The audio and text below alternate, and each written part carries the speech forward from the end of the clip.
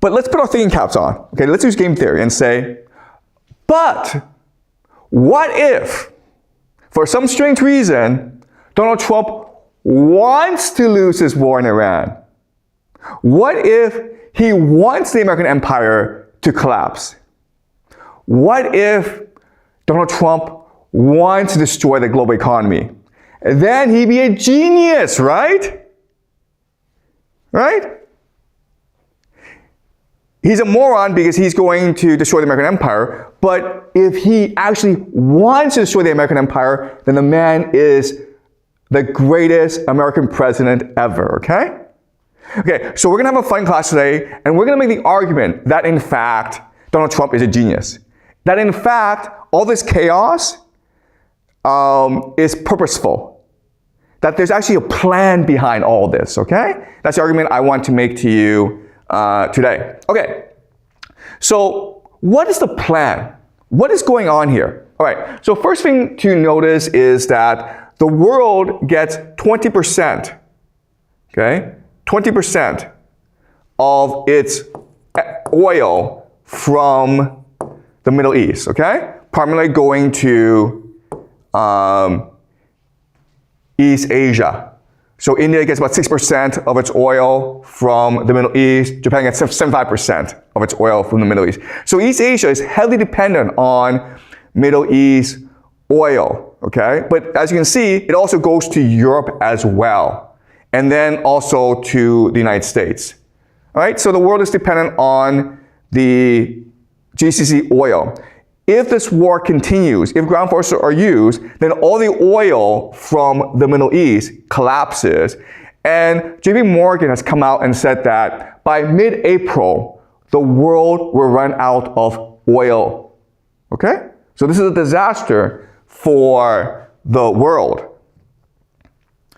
But it's just much more than energy needs, okay? So because Iran is constraining movement in the Strait of Hormuz, we're seeing 7 major shortages, okay? So yes, we know oil and LNG are being stopped, okay? But actually the problem is much worse because look at phosphate, ammonium, sulfur, urea.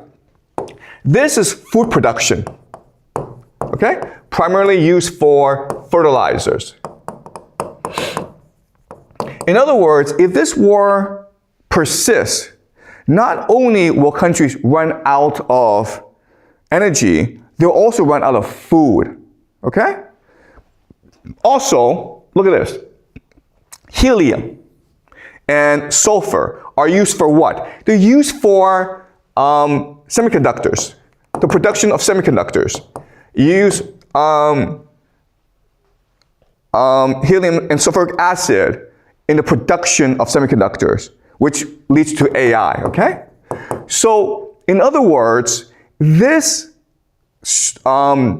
war in the Middle East, it's impacting everything in the modern economy, okay? If this war continues, the global economy could collapse.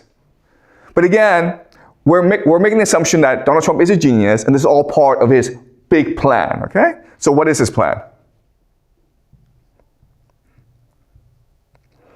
All right, so, okay, we know that there's a lot of oil in the Middle East, okay?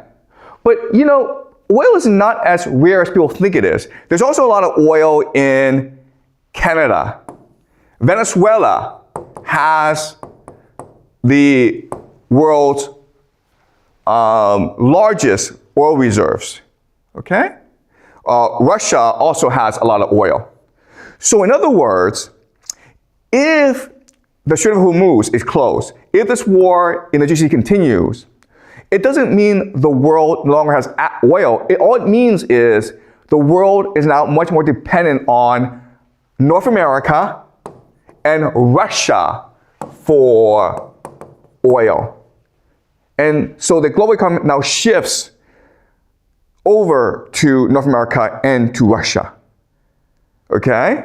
So in other words, the United States starts a stupid war in the GCC in the Middle East. It can't possibly win, but it still benefits because now the world is much more dependent on North America. Okay? Why is Venezuela important? Because America just took over Venezuela in January. Okay? And look, Canada has a lot of oil, and Trump is threatening to take over Canada. Okay? So now let's look at who needs the oil. Well, this map tells you that if you're in the red, you consume more oil than you export. And who are these countries? Well, they're Europe, okay? And they are East Asia, as well as Australia. Okay? So, yes, I understand Donald Trump's an idiot. Yes, I understand that he's going to lose this war in the Middle East. Yes, I understand he's going to destroy the global economy. But for some strange reason, he benefits.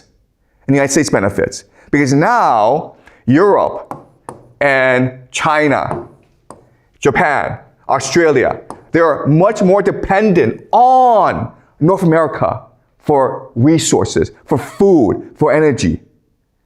Okay?